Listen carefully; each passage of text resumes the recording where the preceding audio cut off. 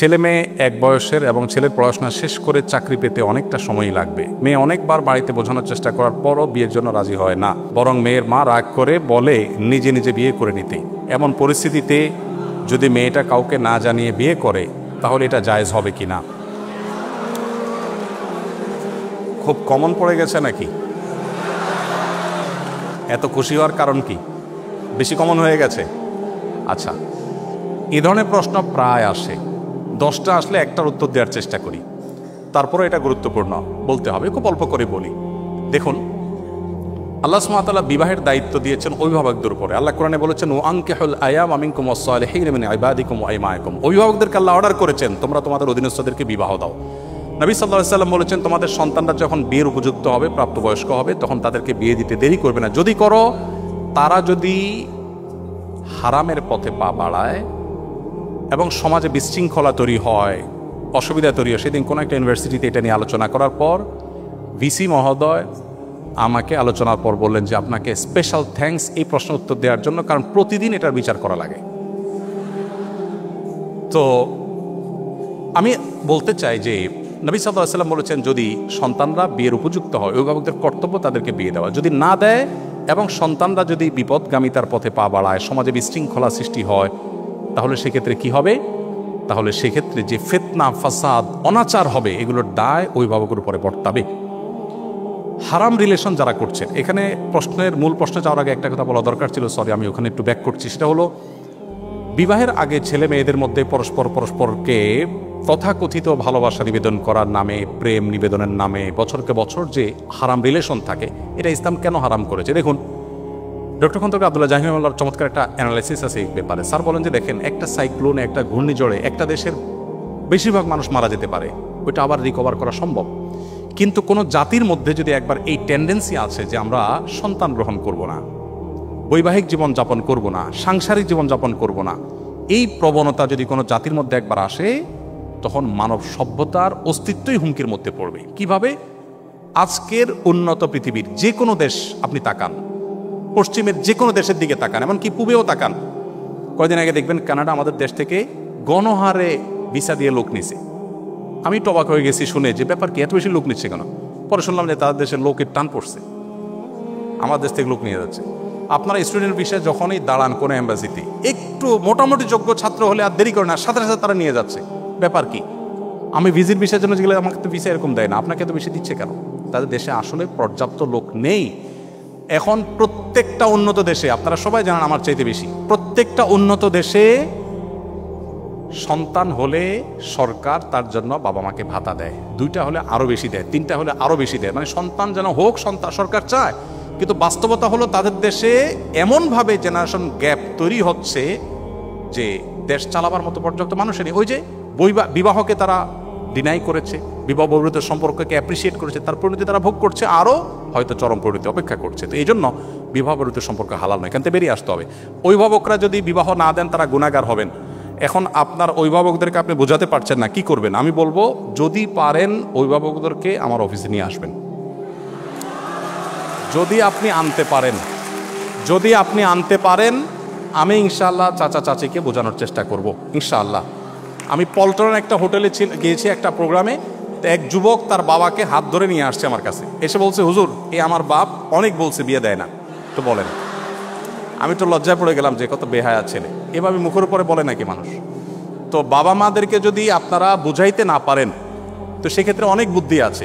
সেদিন এক যুবক একটা দারুণ আইডিয়া দিল, বললো যে ভাই, আর্লি ম্যারেজের যে উপকারিতা, এটা নিয়ে আপনার একটা বক্তব্য ছিল, আব্বা আম্মাকে তো আসলে ডাইরেক্ট বলাও যায় না, তো ওই বক্তব্যটা ইউটিউবে চালাই দিয়ে আমি টয়লেটে চলে গেছি।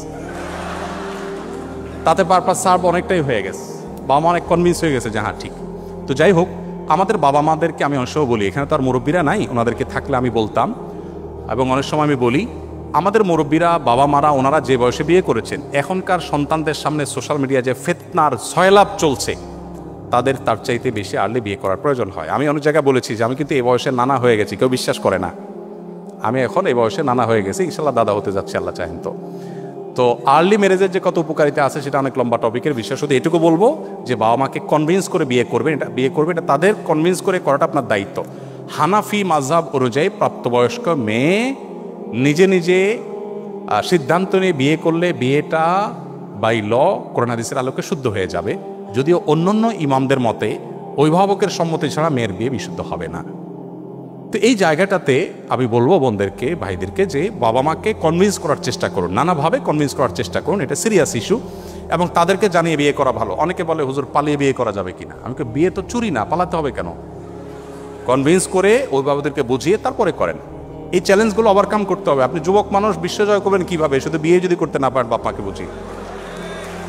বিয়ে করার ব্যাপারে বাপ মাকে যদি ভালো করে বোঝাতে না পারেন, আপনি দুনিয়া জয় করবেন কোত্থেকে? এই ছোট কাজটা যদি না পারেন চ্যালেঞ্জ নিতে হবে, কিন্তু তাদেরকে বোঝানোর চেষ্টা করতে হবে। আর কত বুদ্ধি দেবো, একটা ছোট টিপস দিয়ে শেষ করি। এলাকার ইমাম সাহেব হুজুরের সাথে বাইল করবেন, হুজুরে ভালো করে চা নাস্তা খাওয়ায় বলবেন হুজুর আমার আব্বাকে একটু এই বিষয়টা ভালো করে বুঝান, দেখবেন হুজুর ইনশাআল্লাহ কনভিন্স করে ফেলেছে। তো যে কোনোভাবে বাবা মাকে সন্তুষ্ট করে করার চেষ্টা করুন। যদি না করেন, নিজেরা করতে চান, গুনাহ থেকে বাঁচার জন্য আর কোনো উপায় নাই, সেক্ষেত্রে বললাম যে হানাফি থট অনুযায়ী বিয়ে বিশুদ্ধ হয়ে যাবে, যদি অন্যান্য ইমামদের মতে হবে না। আমি একজন ছেলেকে বিয়ে করতে চাই, সে ধার্মিক এবং ফ্যামিলির ভালো, সে মেডিকেলের নয় ইঞ্জিনিয়ারিং পড়ছে এবং আমরা সেম এজের। এখন আমার ফ্যামিলিকে কীভাবে মানাতে পারি? ওই যে বুদ্ধি তো শিখিয়ে দিলাম কীভাবে মানাবেন। এরপর প্রশ্ন হলো, কেউ হজ করতে শারীরিকভাবে অক্ষম হলে বদলি হজের বিধান কি? বদলি হজের ক্ষেত্রে এমন ব্যক্তি নির্বাচন করা যাবে কি না যিনি নিজের হজ আদায় করেন নাই? না, যিনি নিজের হজ আদায় করেন না তিনি কারো বদলি হজ করতে পারবেন না। নবী সাল্লাল্লাহু আলাইহি ওয়াসাল্লামের একটি হাদিস আবু দাউদে বর্ণিত হয়েছে, এক ব্যক্তি হজ করছিলেন তার ভাই সুব্রমার পক্ষ থেকে। নবী সাল্লাল্লাহু আলাইহি ওয়াসাল্লাম তাকে বললেন, তুমি কি নিজের হজ করেছো? তিনি বলেছেন না। তখন বলেছেন, আগে তোমার হজ করো, তারপর তুমি আরেকজনের পক্ষ থেকে করবে। সো কেউ বদলি হজ করতে হলে নিজের হজটা আগে করা থাকতে হবে। বাবা মার 3 সন্তান, 1 বোন 2 ভাই, 3জনই স্বাবলম্বী। ইসলামী শরিয়া অনুপাত অনুযায়ী বাবা মায়ের সম্পত্তি বন্টন না হয়ে যদি সমান 3 ভাগে ভাগ হয় এবং তাতে বাবা মা এবং ভাই বোন সবাই সম্মত থাকে, তাতে গুনাহ হবে কিনা? প্রথম কথা হলো, সম্পদের ভাগটা হবে বাবা মার মৃত্যুর পর। এটাই হলো কোরআন হাদিসের নির্দেশনা। জীবিত অবস্থায় যদি ভাগ হয়, সেটা সম্পত্তির বন্টনের শরিয়ার যে নির্দেশনা সেটা আওতা পড়বে, এটা গিফট হবে। বাবা মা জীবদ্দশাতে একটা উপহার হবে, সন্তানদেরকে দিলেন। কিন্তু মৃত্যুর পরে হবে মূলত বন্টনটা ওয়ারিস হিসাবে। সেই বন্টনে যদি সব ভাই বোন একমত হন যে ঠিক আছে কোরআন হাদিস অনুযায়ী কেউ কম কেউ বেশি পায়, বাট আমরা সমান সমান নেব এবং কোনো দায় দাবি রাখবো না, এটা যদি সন্তুষ্ট চিত্তে তারা করেন, সেটি জায়েজ আছে। কিন্তু আল্লাহ তাআলা যে বন্টন করেছেন সেটার প্রতি পরিপূর্ণ ঈমান থাকতে হবে, সেটা অযৌক্তিক নয়, সেটা অন্যায় নয়, সেটাই সবচাইতে ইনসাফ। এটি বিশ্বাস করে নিজেরা যদি এটা ডিসিশন নেন, ঠিক আছে বোন একটু কম পায় কিন্তু বোনটা আমার গরিব, আমি ছেড়ে দিলাম, সমানে দিয়ে দিলাম, এটা যদি ভাইরা ডিসিশন নেন, সবাই যদি সম্মত থাকেন, কোনো অসুবিধা নেই। মুশকিল হলো এই সমস্ত পারিবারিক ডিসিশনের ক্ষেত্রে 1-2জন ডিসিশন মেকার হয় আর বাকিরা বাধ্য হয়ে রাজি হয়, লজ্জা কিছু বলতে পারে না। এই জিনিসটা খেয়াল করতে হবে যে কেউ তো বাধ্য হয়ে রাজি হচ্ছে না, এটা শির করতে হবে। অনেক স্থানে বিশেষ করে গ্রামাঞ্চলে দেখা যায় অনেক হুজুর চুরি যাওয়া বস্তু খুঁজে দেয়া থেকে শুরু করে অনেক গোপন জিনিস জিনের মাধ্যমে জেনে দেওয়ার প্রতিশ্রুতি দিয়ে থাকেন। এক্ষেত্রে এগুলো বিশ্বাস করা এবং কুফুরের সীমা কতটুকু, এটা সম্পূর্ণ নাজায়েজ একটি কাজ। ইস্তেআনা বিল জিন বা জিনদের সাহায্য নিয়ে এ ধরনের কাজ করা, এটাকে সারা বিশ্বের সব উলামা ইকরাম নাজায়েজ বলেছেন। অতএব এটি কোনো অবস্থাতে জায়েজ নয়। যদি জিন দিয়ে এরকম চোর ধরা এটা জায়েজ হতো বা এটাই যদি শরিয়ার সিস্টেম হতো, তাহলে নবী করিম সাল্লাল্লাহু আলাইহি সাল্লাম সাক্ষী টাক্ষী দিয়ে আদালতের ব্যবস্থা করতেন না, তিনিও এই জিনে ধরা একটা রোগীর লোক রাইখা দিয়ে কাজ করতেন। সো এটা সঠিক কোনো কাজ নয়।